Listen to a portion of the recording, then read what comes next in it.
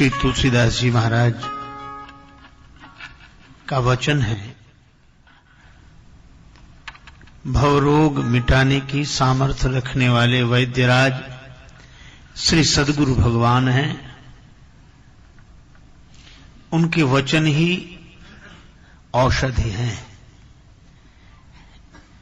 और औषधि को विश्वास पूर्वक सेवन करना चाहिए। समर्पण ही संयम है। मन को विषयों से दूर रखना ही नहीं कहा इस पंक्ति में, न विषय के आशा।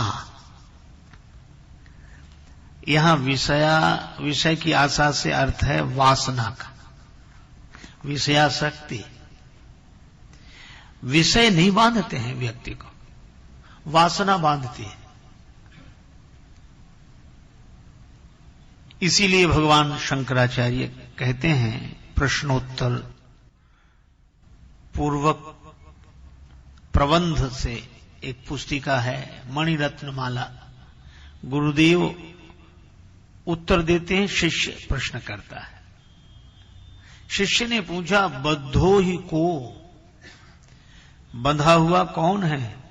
यो विषयानुरागी, जिसके मन में विषयों की वासना है वह बंधा है।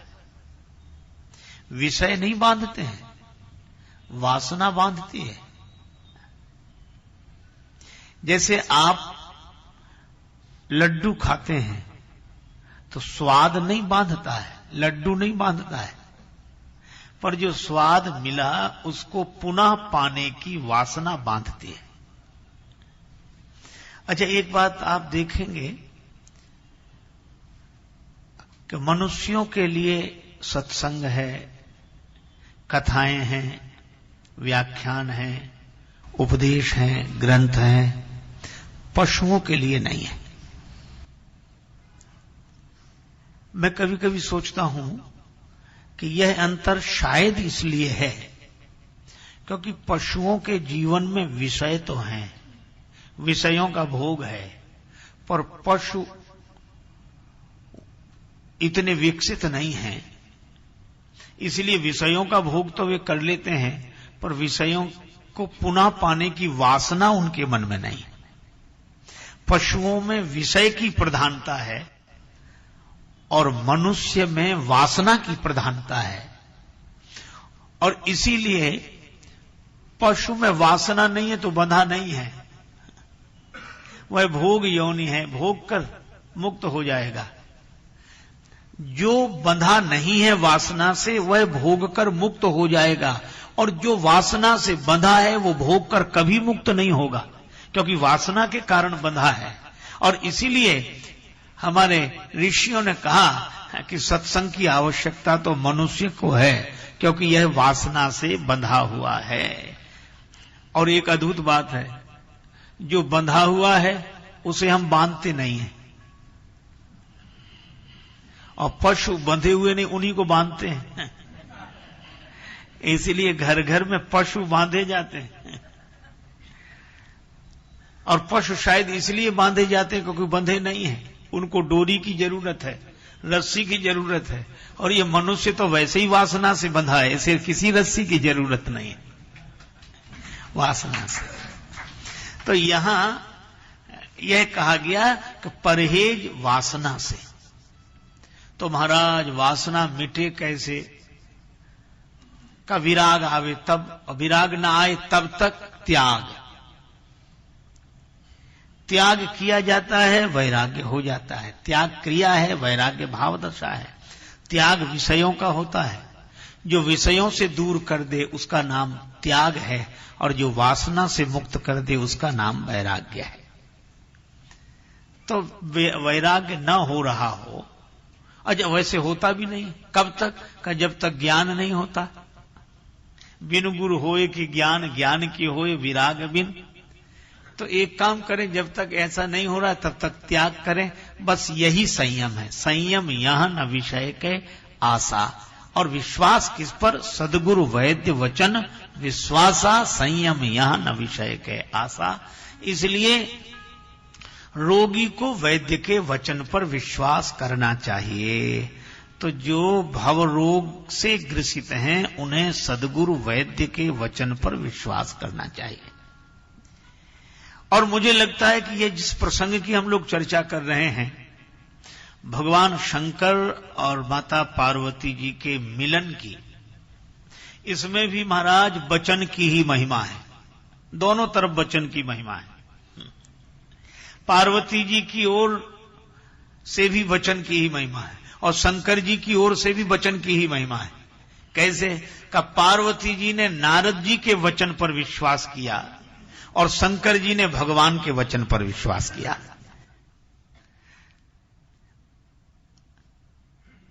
यूं कहो कि नारद जी के वचन पर पार्वती जी ने विश्वास किया तो सप्त ऋषियों के वचन पर शंकर जी ने विश्वास किया, भगवान के वचन पर शंकर जी ने विश्वास किया।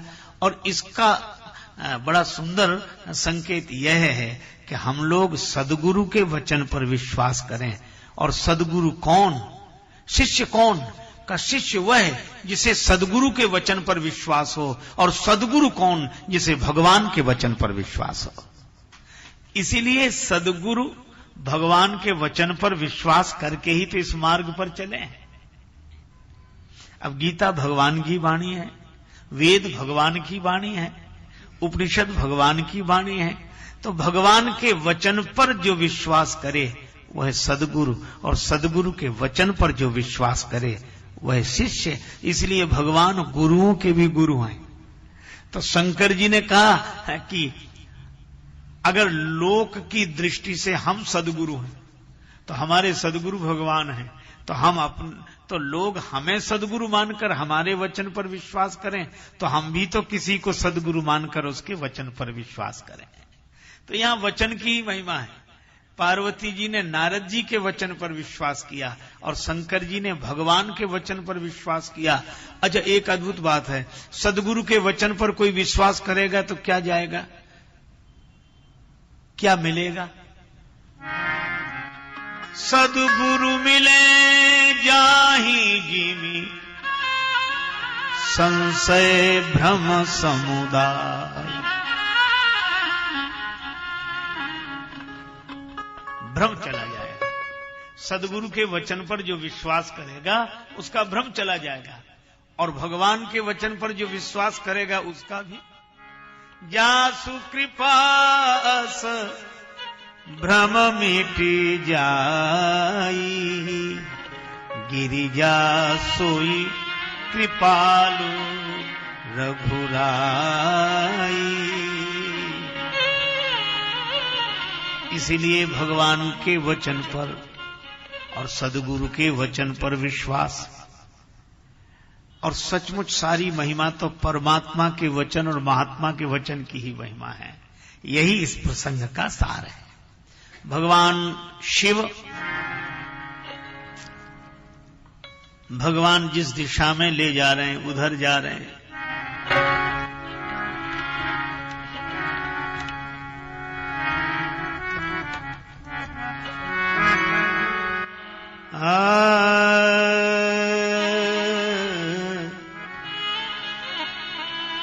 शिवहि शंभु गण करहि श्रृंगारा,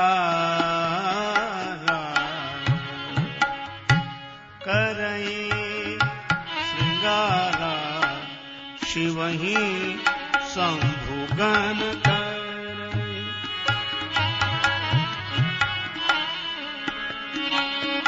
जटा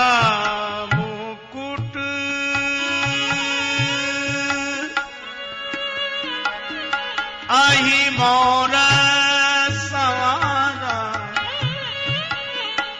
आही मोर सवारा। शिवहि शंभु गण करहि।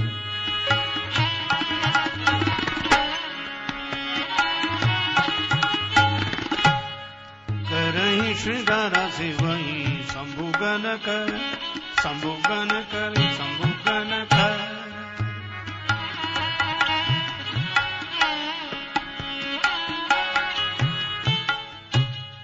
अब शंकर जी ने सिर पर जटा बांध ली और सर्प को सिर पर बिठा लिया। जटा बांधने का अर्थ कल निवेदन किया गया था, बिखरे हुए बालों को समेटकर, बिखरे हुए विचारों को समेटकर भगवान के प्रति समर्पित हो। जटा बंधेगी, अच्छा आप देखो जब जटा सिर पर बांधते तो ऐसे जाती है ऊपर की ओर। तो जिसके विचार इकट्ठे होकर ऊपर की ओर बढ़ रहे हो, परमात्मा की ओर बढ़ रहे हो, जिसका विश्वास ऊपर वाले से हो। भगवान से जुड़ने का अर्थ क्या है? का इसलिए क्योंकि सांप सिर पर ही है।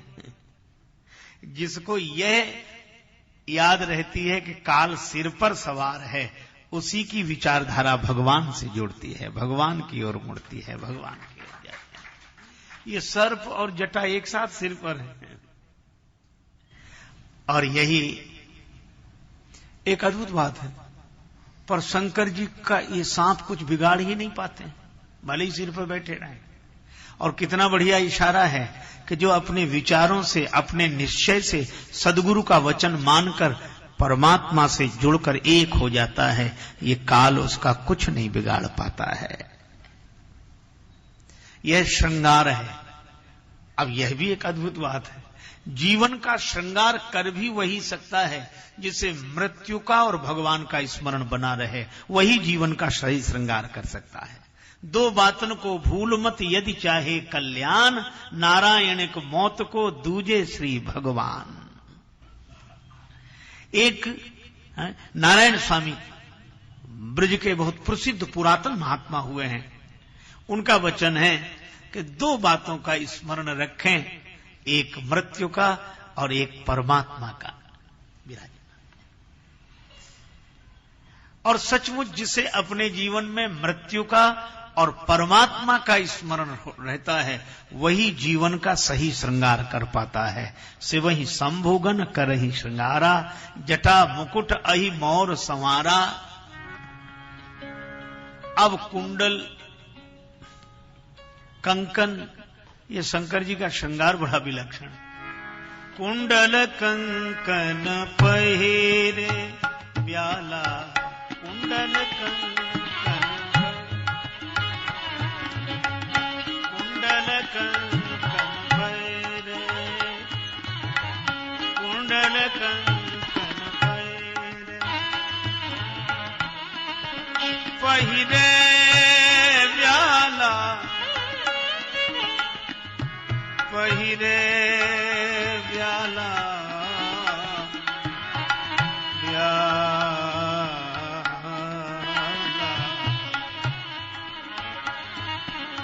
कुंडल कंकन पहिरे ब्याला।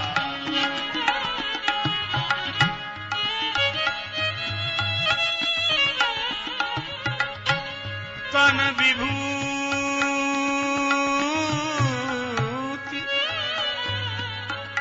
पट के हरि छाला,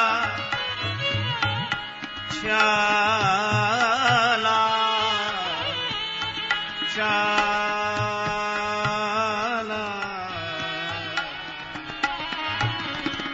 पहिले जाला, कुंडल कंकन पहिरे, कंकन पहिरे, कंकन पहिरे। अब शंकर जी के श्रृंगार का दर्शन करें। कुंडल भी सांप, कंकन भी सांप। देखो कुंडल कान में हो और कंकन हाथ में हो, पर शंकर जी कहते ये सब सांप हैं। अच्छा सांप क्यों? देखो यह श्रृंगार के जितने साधन हैं, भोग हैं, पर ये ऐसे सांप हैं कि हमें लगता है कि हम इनको भोगते हैं। सही बात है कि यही हमें भोगते हैं। अच्छा सांप जिसे काट लेता है वो ऐसा बेहोश होकर सो जाता है कि मरता तो है पर उसे पता ही नहीं लगता कि इसकी वजह से मर रहे हैं। सांप का काटा हुआ बेहोश होकर ऐसे सोता है कि तो मरता तो है पर उसे पता ही नहीं लगता कि किसकी वजह से मर रहे हैं। हमारी भी यही हालत है। ये भोगों का सांप जिसे काट लेता है वह ऐसा बेहोश हो जाता है कि उसे पता ही नहीं लगता कि किसकी वजह से मर रहे हैं। इसलिए सांप का काटे हुए को तो पहले जगाना पड़ता है ताकि पता तो लगे कि वजह क्या है। तो शिव जी कहते हैं कि ये जितने भी भोग हैं हम इनको नष्ट नहीं कर सकते, यही हमें नष्ट कर रहे हैं। एक और दूसरा आशय यह है कि कुंडल कंकन सब सोना है, संपत्ति है, तो क्या करें, इनको धारण न करें? जरूर करें। शंकर जी ने मना नहीं किया कि कुंडल न पहनो, कंकन न पहनो, जरूर पहनो। पर एक बात याद रखो, क्या ये सांप है? सांप है क्या अर्थ है? का सांप के पांव नहीं होते पर सरक जाता है। इसीलिए लोग कहते हैं ना कि सांप के पांव सांप को ही दिखते हैं। दिखें तो तब जब हों, सांप के पांव हैं ही नहीं पर इतनी जल्दी सरकता है, इतनी जल्दी महाराज कि अभी यहां अभी वहां पता ही नहीं लगता कि यहां से वहां, वहां से वहां कब सरक जाता है। तो शिव जी के कहने का आशय यह है कि कुंडल कंकन ये सब संपत्ति, सोना गहना, ये सब सांप इस अर्थ में है कि जैसे सांप के पांव नहीं होते वैसे ही संपत्ति के भी पांव नहीं होते। ये आज यहां है, कल वहां है, कब कहां खिसक जाएगी कोई ठिकाना नहीं है। इसलिए इसे बांधकर तो रखना, पर इससे मत बंध जाना, नहीं तो ये जिस दिन जाएगी उस दिन बहुत दुखी करेगी। जिस दिन जाएगी उस दिन बहुत दुखी करेगी। एक महात्मा बड़ी अच्छी बात कह रहे थे, संत तो अच्छी बातें करेंगे। तो एक रेल स्टेशन पर बैठे, पुराने जमाने की घटना है, और छोटा सा रेल स्टेशन, उन्हें कहीं जाना था, भीड़ बहुत थी और पैसेंजर ट्रेन 2 स्टेशन बाद तक यात्रा करनी थी, लेकिन भीड़ बहुत। तो कुछ लोग उन्हें मिल, महाराज महाराज, महात्मा जी ने कहा कि सत्संगी लोग मिल गए। कहां जाना है महाराज? क्या वहां जा रहे हैं? हम लोग वहीं चल रहे हैं। बोले आप भीड़ की चिंता मत करो, हम ले चलेंगे आपको। तो महात्मा ने कहा ठीक। तो संत जी ने कहा कि हम तो निश्चिंत हो गए, अब तुम भी निश्चिंत होकर बैठो। पर वो बैठे नहीं, बार बार जाएं, रेलगाड़ी आई कि नहीं। आप देखो, रेल की प्रतीक्षा करने वाले कभी शांति से नहीं बैठते, वो ऐसे बार बार जाते हैं जैसे उनके जाने से रेल जल्दी आ जाएगी। अब वो बैठे नहीं, बार बार जाए, देख कर आए, फिर जाएं, फिर थोड़ी देर बैठे, अच्छा महाराज आ रहे हैं। महात्मा देखते रहे, कुछ नहीं बोले। और रेल आई तो बड़ी भीड़, धक्का मुक्की, और बिल्कुल वो तो पहलवान थे, उन्होंने महात्मा जी को हाथों हाथ उठा लिया रेल के भीतर, और खुद भी एक खाली सीट थी उस पर महात्मा जी को बिठा दिया, और वे 5 आदमी थे पर 8 सीटों पर कब्जा किया, 8-10 सीटों पर। जगह नहीं, इधर नहीं, इधर चलो, उधर नहीं, इधर नहीं, उधर। अगले स्टेशन तक तो उनकी आपस में कहा सुनी होती रही। उसके बाद जो अगला स्टेशन आया वहां उतर गए, महात्मा जी को भी उतार लिया। सब लोग बगीचे में बैठे, बोले महाराज अब इस समय तो कहां जाएंगे, यहीं रुके हैं, थोड़ा सत्संग हो जाए। महात्मा बोले क्या सत्संग? उपदेश। संत जी ने कहा कि हमसे क्या उपदेश सुनते हो, हम तो देखते आए, रेलगाड़ी रास्ते भर उपदेश देती आई। कल रेलगाड़ी ने कैसे उपदेश दिया? हाँ, कहा कि जैसे तुम शांत नहीं बैठ रहे थे कि रेल आ जाए, रेल आ जाए, रेल आ जाए। बोले बस यही वासनाबद्ध जीव की दशा है। वह जिन भोगों को चाहता है उनके लिए तड़पता रहता है, शांति से नहीं बैठता। मिल जाए, मिल जाए, जल्दी मिल जाए, कब मिलेगी, बहुत देर हो रही, ये चीज तो मिल ही जाए, ये चीज तो मिल ही जाए। कन्नर मायक खेल में मोह रहो, रेल की जो इंतजारी हुई, और मिल जाए तो कब्जा करने की भावना, हमारी होके रहे, हमारी होके रहे। जब आई तो बैठन हेतु विनीत, बड़ी मन में बेकरारी हुई। अच्छा चलो, जब बैठ गए तो कहा जब बैठ गए तो जमींदारी हुई, और फिर आयो कोई तो फौजदारी हुई, और सब दारी करा के अंगारी गए, न हमारी हुई न तुम्हारी हुई।